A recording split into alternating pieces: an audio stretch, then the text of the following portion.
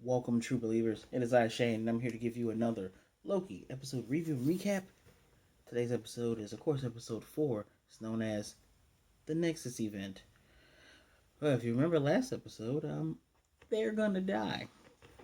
Pretty interesting trying to figure out how they were gonna get out of this. I decided to not think about that. But the one thing I do want you to think about is please give me a like, comment, and subscribe. It really helps the YouTube algorithm, helps the channel grow, it means a lot to me. I do appreciate it. So let's go ahead and get right on into it, true believers. This music is so good in the show. Like just the dum dum dum dum. It's really good. We slowly pull up to a familiar site. If you've seen any of the movies, we see Asgard. That's right, Asgard. And I didn't know Asgard was actually landlocked and sea locked, but we come over, we see Asgard, and we see a tiny little Sylvie. She's playing with an Asgardian dragon in a boat, and she's having a good time. Then all of a sudden, two of those little time doors open up, and the TVA comes through, and look, it's that asshole Renslayer. Yeah, I'm gonna inject a lot of my feelings into this review because, yeah. So Renslayer comes in and says, "There's the variant. There's the time aberration. We're gonna take her. I'm arresting you for disrupting the sacred timeline. Mind you, this is a child who is just existing. They reset the timeline, which means that existence doesn't exist anymore. We we see Sylvie being brought before. She went through the same process that we saw our Loki go through. Uh, Signing off on everything she's ever said, the outfit, going through the little aura reader crap. In line, she sees, a guy who looks like a regular modern human guy. He's being manhandled. And as she's going up to a judge, who, of course, Renslayer is one of the stupid, I don't know if you call them Minutemen or time brutes or whatever, but she's bringing her forward towards the judge, and she's able to weasel her way out. Take her, I think they call it REM pods or REM pads. I just call them rewinder pads. Opens up a door and she goes through it, and that is how she escaped. Oh boy! And yeah. If anything, you're. I'm not even gonna spoil it. So, um, now we see Renslayer as her judge self. She goes through a foggy door. I'm assuming that when we see those six pair of glowing eyes, three pair of glowing eyes, six eyes, that those are the timekeepers. And of course, pardon me. Um, she comes out. She's talking to Mobius. Mobius wants to see C20 to find out what it was C20 know, because C20, she may have been out of it a bit, but she seemed fine. And she's fighting with Mobius, and not C20, but Renslayer's fighting with Mobius, you know, and she's saying the time slayers are blaming time slayers, timekeepers are blaming her, and she's not even telling him the whole story on why they blame her. And then she says, "Well, C20's dead." She soon after, she lost her mind. She was debilitated. She just died. And Mobius is like, "Really?" Because she seemed okay when we got her. Well, yeah, she just died. Just you can see through the BS.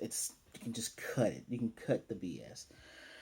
And just look, I injected in there the villains of the series of the TVA. It's pretty obvious that they're the TVA. Remember last episode we found out that everybody that works there is a variant.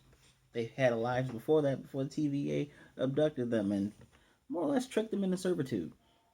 Anyway, and I'm trying to figure out.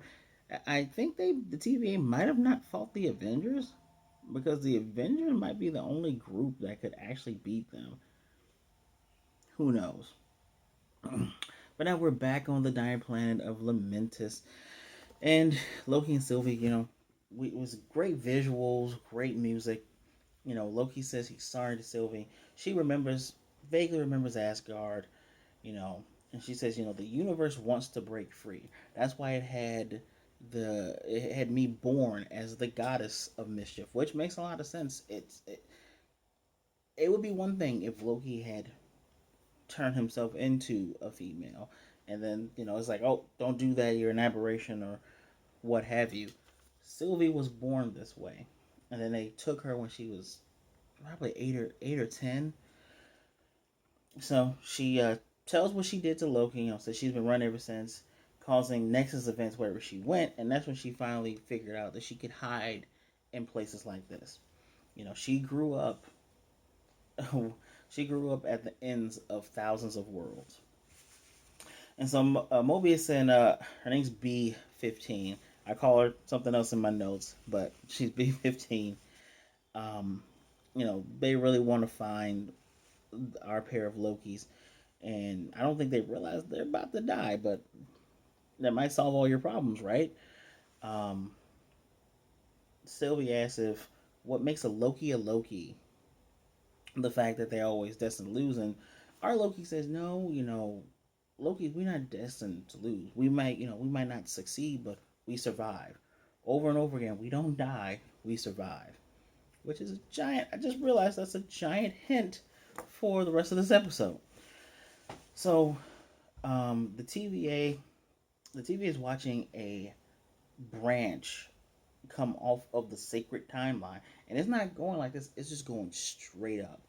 And the crazy thing is, it's happening as Loki and Sylvie are looking into each other's eyes. They're holding hands. Like I said last episode, that was hinted at. It's a bit of a self-cess, but technically you're two different people. They are falling in love with each other at the end of this world. They're about to die. And now they both are actually caught because we get that little time door that pops up. They were going to die until them opening up and sharing emotions and being close to one another towards the end of their lives caused them to be more or less saved, which is interesting that they saved them. I guess they saved them just because the sacred timeline would have been destroyed. Anyway, we get some funny banter between Loki and Mobius. They take Sylvie off towards another area, and Mobius is waiting for Loki's retort, and Loki does say, "Hey, how come I don't have just as many guards as she does?" Our little funny joke of the day. And Mobius has one of those little things. He opens up a door. This door is red. Noticeably, the ones when you go through time are, I want to say, they're either clear or orangish color. This one is red. It's a time cell. And he's asked Loki, he says, "You have anything that you want to say to me before I send you in here?" And Loki says, "The TVA has been lying to you." Throws him in. The guards throw him in there. So he's at a time where he has just cut Sif's hair. We see the actress. Her name is Jamie Alexander. I believe that's her name. If it's not right, someone please write down in the comments down section below. Jamie Alexander has her hair cut. She calls him names, punches him, kicks him in the genitals, and says, "You will always be alone."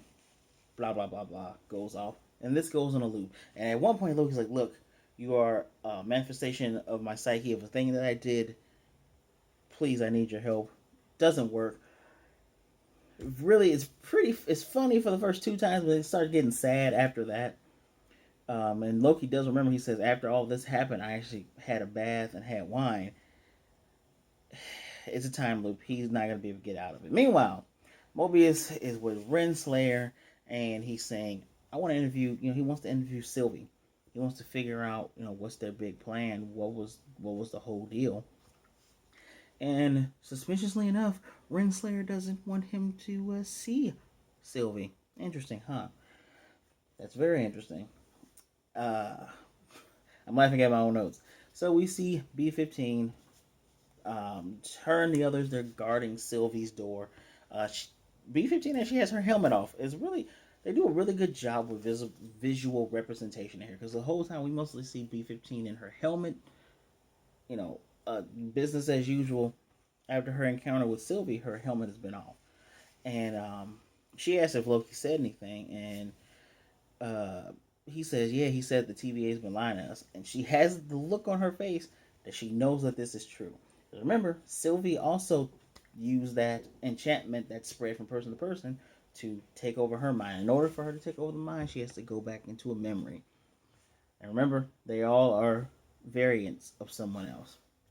So, we go back to Loki in the time cell, and he's sitting on the ground, and he tells Sif, "I'm sorry." And he starts to open up to her. He says, "I act out because I want attention, and I feel alone. Blah blah blah blah. She helps him up, and she doesn't hit him, but she says, uh, "You're alone, and you always will be." So him being hit, that's not the pain that he's going through.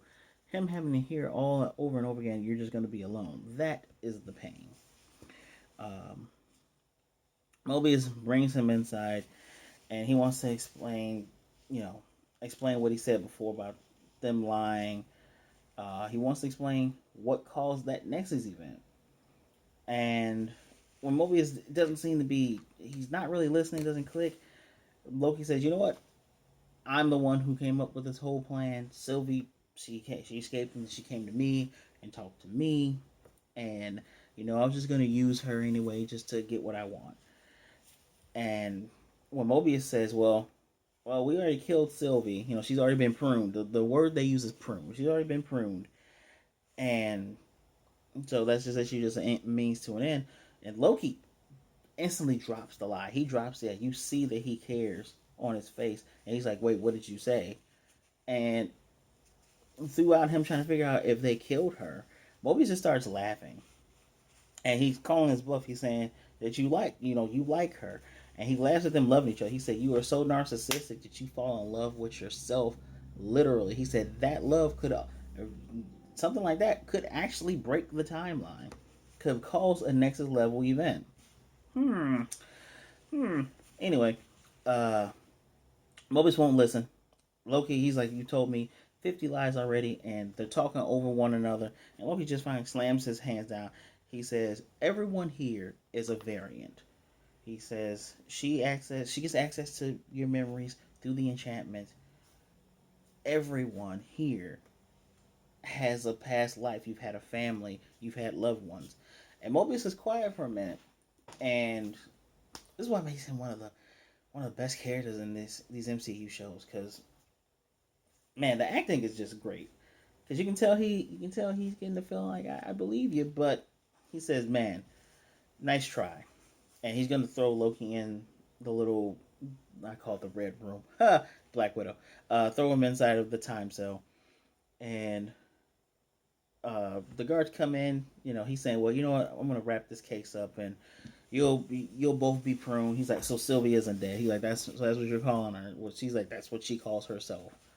And yeah, you both gonna be pruned. And Loki goes off. He's like, "You know what? Out of everyone here, you are the biggest liar." He's like, "Why? Because I told you she was dead?" He's like, "No, I actually respect that. The reason why you're the biggest liar here is because you're lying to yourself when you know the truth." And, and Loki goes through the door. So, meanwhile, we see B-15. I call her Big Barter, people. I call her Big Barter or Big Bertha because I really couldn't figure out her name. I actually do not like the character too much. You know, I don't like I don't like evil cops. There you go. I said it. Um, but B-15, you know, she is. I don't want to say she's having a breakdown, but she's panting. She knows that she had a life, so she gets out that little erase staff, and she comes up to the door. She's like, "Let me on in there." Of course, the guards, they let her in, even though technically no one was supposed to go in, right? Pardon me. So she has her staff out in front of Sylvie, and Sylvie, uh, I can't remember what Sylvie said to her, but she I think she was just a small joke, a Loki joke, right? And she turns the staff off. She takes out her little time pad thing, makes a door, and says, "Come with me." Of course, Sylvie gets up. They go through the door. Meanwhile, Mobius and Renslayer are listening to some of the worst music I've ever heard. Sounds like Casio crap. Anyway, they are signing off on things. Loki is still in his time cell. They're signing off on the whole entire case. And she asks if he can go anywhere in time. Where would he go? He says, "Technically, I can." And she's saying, "Seriously, play along." And Mobius says, "Why wouldn't you let me interrogate her?" She says, "Because she would. Remember the last time you interrogated Loki? He escaped." And he's like, "Touche." Um, and then he placates her and answers a question and says, "Well, I'm happy because I'm here with you. I wouldn't want to go anywhere else." And um, before the conversation continues on there, he says, how did you first notice what was happening with C20? You know, the young lady who was at the what's the place at the resort having those memories, and you know that Mobius can tell that Renslayer is lying. He knows something is up, and he even says that something is up. But before that, right before that, Renslayer said, you know, the timekeepers want you to personally see both of these two get pruned. And he's like, oh, cool. And she's like, you know, there's a big honor, it's a big case. And she claims that she's trying to protect him from Sylvie after seeing what happened with C20, with her losing her mind and quickly dying because, you know, she died. That's how she died. Um, she wants to protect him. Uh, when she has Sylvie's sword that he says, so we're going to put that one, and she goes over to put the sword up. He switches pads with her while she puts it up, and she's kind of like, well, he's saying I'm about to go. Well, why are you about to leave? Just one drink, you know. This is a big case for you. He's like, yeah, I'm just thinking about everything. Personally, guys, I wonder if these are not the timekeepers, but these are the time reapers, and I'm going to put that right. I already wrote that in my notes. Look at that. Anyway, um, you know, she says that they are fighting for something that's bigger than them, and that they're fighting for something that is as pure as their friendship, the sacred timeline. She rears that friendship thing because poor Mobius, you got friends on, buddy. But then, you know, makes a joke. I knew I was your favorite agent. Blah blah blah blah. And we're gonna go back over to I call her B15. She takes Sylvie back to where they first found her at the Rocks Corp, that whole apocalypse event with the hurricane. And she wants to know what she put in her head. She says, I can't put anything in your head. That's not how my magic works. I only pull out what's already in there. And she says, show me. So she touches her again and shows, you know, brings out her memories. And we get this is some really good acting. And I've said that 3 times. And what I mean by that is, I'm interjecting things here, so follow me. One of the things I like about watching anime in Japanese is because they understand, just like in this acting moment, that silence speaks volumes. Reading Agent B15's face, seeing how her eyelids twitch and how her brow moves when she's reliving this memory, that says more than her describing, going, "Oh man, this is fun and this is great." That's way better than outside commentary. Being able to pick up on that yourself is great. She even says, you know, she looked happy. So after Sylvie gets rid of the illusion, or the enchantment, I should say, she asks, "Okay, what's next?" Obviously, she's on board. The type of character that B15 is, very stern character that believes in the law. But if you are being lied to by the thing that you are upholding, where do you stand? Do you stand still with the thing that's lying to you? Which I would argue that B15 might actually be a better character than Okoye, because Okoye follows the crown. Whether it by hook or crook, she will follow an evil warlord like Killmonger because it is in the ways. But B15 is a character that's like, hey, this is wrong. This is messed up. We're going to go ahead and change some stuff. Interesting, right? Something to think about. So, Mobius is going back through we remember this area is like the library-ish area. And he takes the pad and he opens it. And he does a little searching on it. It's so strange that this technology is like high tech, but it looks straight up out of the 60s and 70s, what they thought, you know, 2013, year 2000 and stuff will look like. It's retro, but it's new. It's too old to be new. So, he sees C20 explaining, yeah, I had a life before here. And it's so, how can I describe this? If you haven't seen this already, watch this, because watching this footage go back is like looking at old cell phone footage taken from a flip phone. But it's so grainy, but so clear. It's like looking at a Game Boy camera type of camera. And she's explaining, well, I had a life before this. We all had lives before this. And then you see Renslayer saying, "I'm ending this conversation." She moves over to turn off the recording. Of course, Mobius does the little scan and zoom, sees it as her face, and he's like, "Okay." He knows what's going on. Loki is we're back to our man Loki. He's on the ground and he's emotionally suffering as usual. With the whole "yeah, I get it. I'm gonna be alone forever." Blah blah blah blah. Mobius comes out of another red door, from his our left, but Loki's right is where usually the time loop ends, and says, "Do you believe that you deserve more?" And he's like, "No, shut up and answer me. Do you think you deserve love and compassion and all that?" And Loki's like, "Yeah." And he's asking, does he actually care about Sylvie? He's like, "Yeah, yeah, I do." And Mobius just flat out is like, "You know what? You're right, and I'm gonna trust. I'm really hoping I can trust in you because a love like you guys could actually shatter this entire place."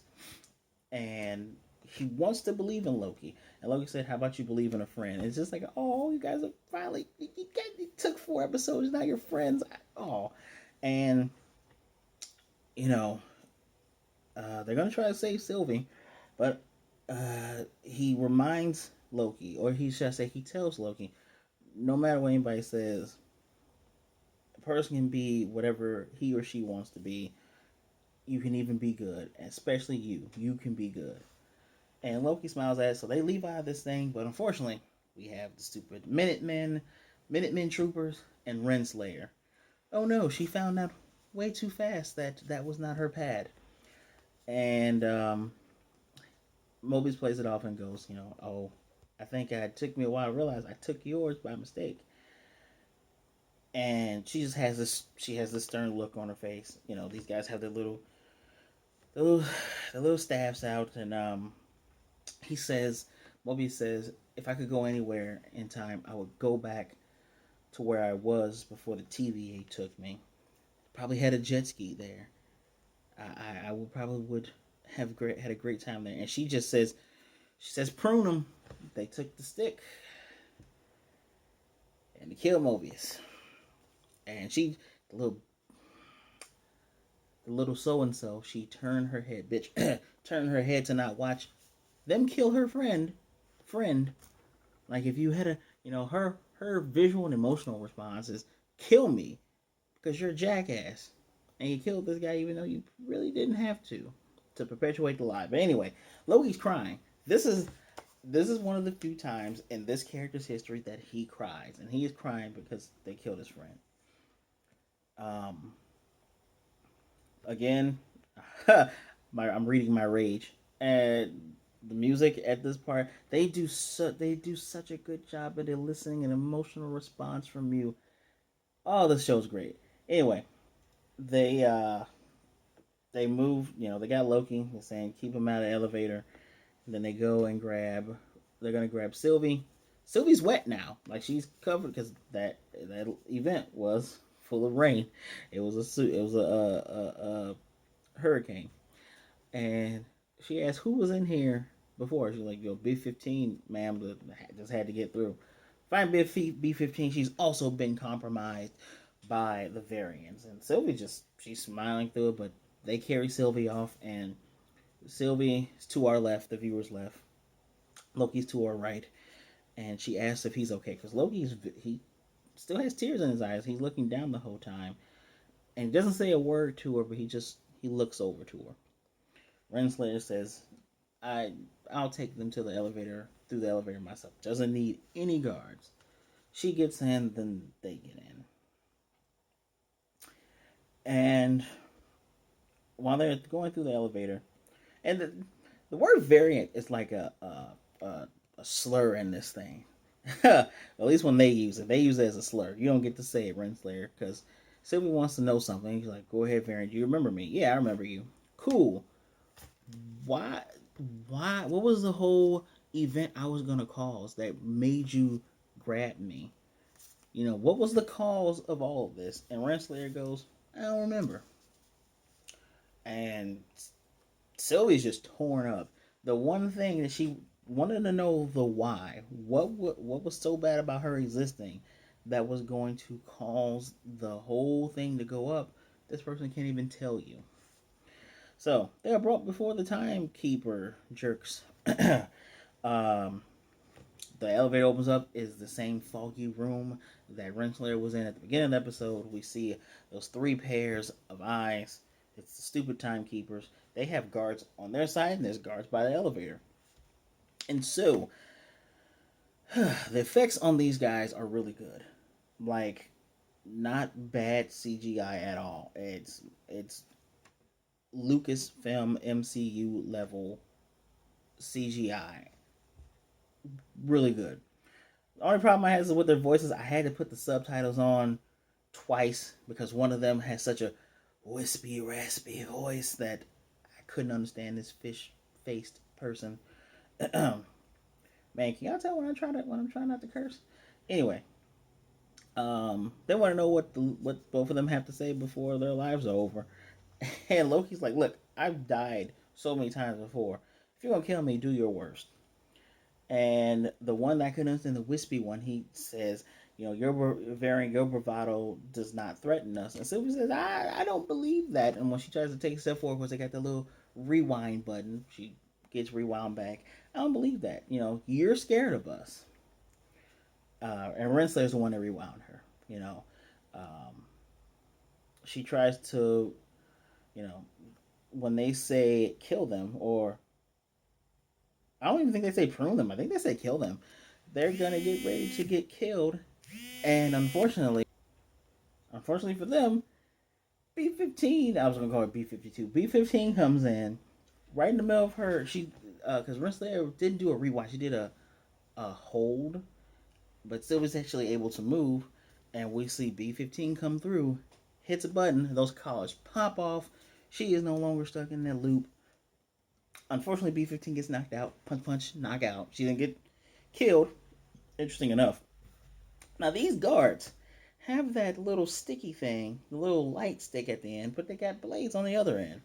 So, that's, pay attention to that. They have a stabby part, but they have a send you to death part.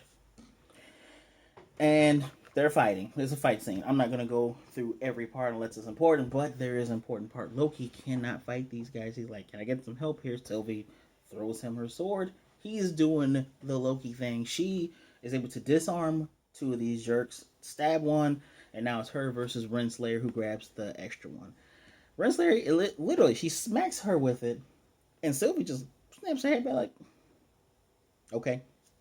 She slices Renslayer. That's like, yeah, it is literally go time, and it's great because the scene starts with them back to back, and they are pretty much in sync this whole time until this part here.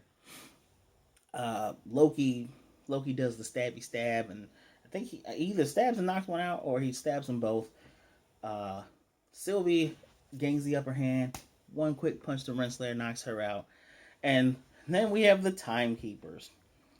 I did go a little bit more in depth because Loki does get slightly distracted when Sylvie was getting hurt. But anyway, the timekeepers are saying, "Oh, Sylvie, you're a child of the timekeepers too. Can we talk?" And she's like, "Nah." Throws the blade, beheads this thing.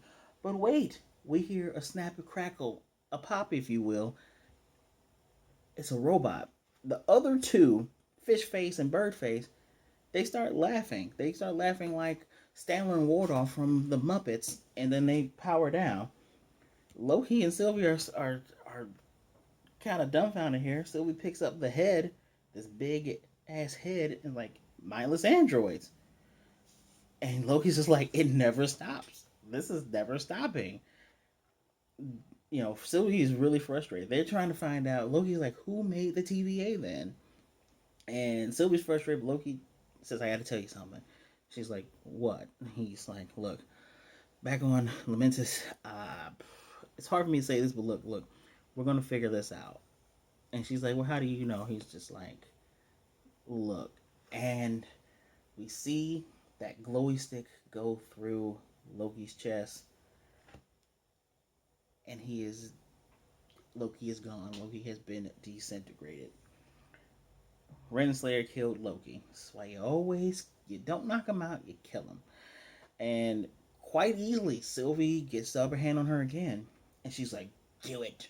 And Sylvie's like, nah, you're going to answer all of my questions.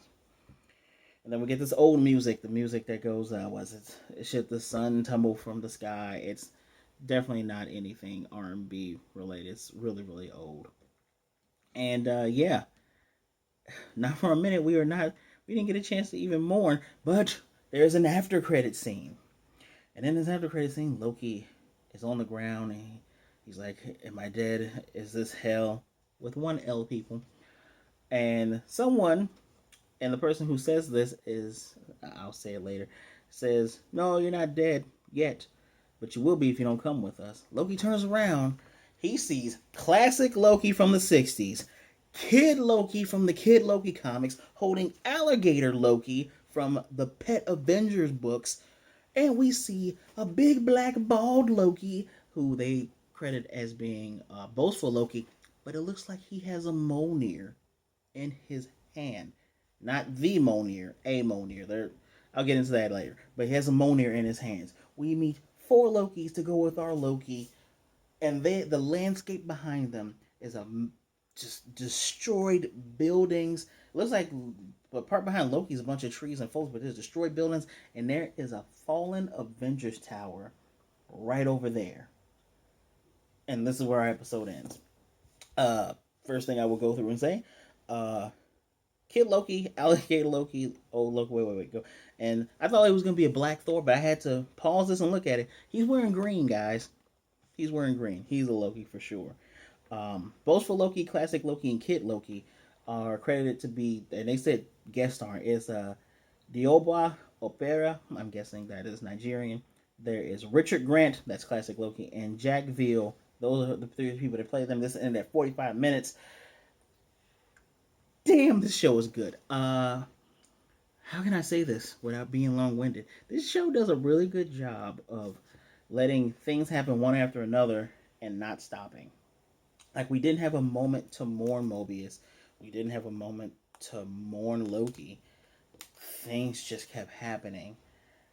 And they design things so well to get our emotional response out of us. It's part of the course for these shows, but dare I say, this is really, really, really, really, really good. Like, really good. We're hearing the words Nexus event more and more since Scarlet Witch, since WandaVision, I'm sorry. We're hearing that a lot more, and they've said Nexus event at least 3 out of the 4 of these episodes. Scarlet Witch goes once again, proves to be the great pretender, like they call in the comics, because we thought that would be the show that expands the Marvel Universe. When, like I said, episode 2, it is Loki that has expanded the Marvel Universe. WandaVision is about Wanda and her vision, and while she is a powerful being that can cause the destruction of all reality, it is just that reality, because Loki has shown that there are multiple realities. Now, who's the real enemy? Is it Kang? Is it the other Nathaniel Richards? Could it be the Beyonders? Who are the Beyonders, Shane? Well, before I tell you who those are, I believe that the landscape that they are on, they are sent to Battle World. Battle World from the Secret Wars comics. I want to say reboot, but it's not really a reboot. They use the old name from the 80s. It's the Secret Wars comics from 2014. Give me 2 seconds, guys, because I actually have extra notes here. From 2014, 2015 mostly. Battle World is when God King Doom had taken the powers of the Beyonders, and there was multiple incursions. World 1610, the Ultimates world, was merging with 616, the Marvel Universe as we know it, the canon universe, the Prime Universe, I should say. And all different kind of universes were starting to, rifts were opening up and they would collide. Sometimes a planet would be destroyed, sometimes the whole entire universe would be destroyed. And in order to save the Prime Universe, God King Doom and Doctor Strange, they had to fight the Beyonders. And he took that power and he made Battle World, which is consisted of 41 different domains that are from 41 different universes. The universes, they can cross over at any time in these domains, but they're not encouraged to because, one domain could wipe out another one. There are 3 domains, though, that have a giant wall called the Shield because those are the most dangerous. They're called the Deadlands, Perfection, and New Xandar. If you get caught trying to cross over from those places, you are sentenced to work at the Shield, to work at the wall. Very Game of Thrones asking, based on when this book series was made by Jonathan Hickman, mind you. Man, he's on a roll. Books were made like Game of Thrones, going to the wall. So the Beyonders. Could it be the Beyonders who made the TVA? They exist in a reality that is outside of realities. They are near omnipotent. The only thing they can't do is go back in time. They are very linear. They go backwards in force. They can do anything. They can wipe out all of the Eternals and all the Celestials from every universe by doing that. They make realities, different pocket realities, as batteries for their children to grow up with. These things are nothing to mess with. They are so powerful that Hyperion, Thor, and Starbrand was made fairly recently, within like the last decade. So if you don't know them, don't feel bad. These 3 are the strongest Marvel characters, cosmic characters. Had a hard time fighting one of them, but it did get hurt when Starbrand did a star explosion. So they can be hurt, but damn, they are unbelievably strong. So could it be them? Could it be Kang? Could Kang this whole entire time be posing as an agent because he likes Renslayer, he cares about Renslayer, loves Renslayer, but maybe he's actually behind it the whole time? And could it be another Nathaniel Richards? Who knows? Or could it be Timekeepers are real, but they lost, and it's actually the Time Reapers who are in charge? Time Reapers more or less destroy alternate realities because they're the antithesis to the Keepers. They're not keeping, they're reaping, and they're killing. And one more thing before I let you go. We did see little sneak screenshots of Ant-Man 3, the Quantum Mania, or whatever it's called. There's a city in the quantum zone, quantum realm, that kind of looks like the TVA. So, could the TVA just actually be, you go through time and you get subatomic? Who knows? But I am interested in seeing where this show goes. I am beyond excited for Battle World to see boastful Black Loki, Kid Loki. I've wanted to see Kid Loki for so long. We might actually get a real Lady Loki that isn't Sylvie. So, please, I'm not even gonna put a grade on this. This is great. It's fantastic. Let me know what you thought of the episode down in the comment section below. Please, again, remember to like, subscribe, hit the notification bell, be notified of this. I try to give you these guys the Loki videos on time. If I don't give it to you on Wednesday, you're going to get it on Thursday. Share the video so others can see what a great time we're having. You guys, you don't even have to see me in my talking and my hand gestures. You can actually just listen to me like a podcast. I'm here for your entertainment. If you have any questions, as always, leave me a comment. Thank you for showing up. I appreciate each and every last one of you. As always, be good, be blessed, wash your hands. If you haven't been vaccinated, wear a mask. Actually, still wear your mask as a courtesy to others. Be good to yourself and be good to others. Please don't be a jerk, and I will definitely see you next time.